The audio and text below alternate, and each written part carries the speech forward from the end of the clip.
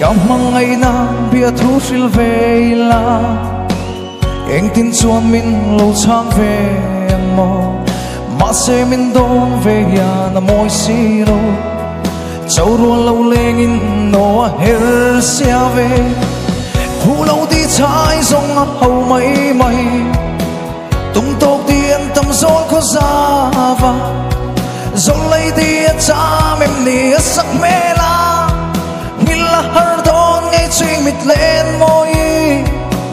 tôn lên đi re ngõ ôm đón xì lô tuy môi cha sen xia đi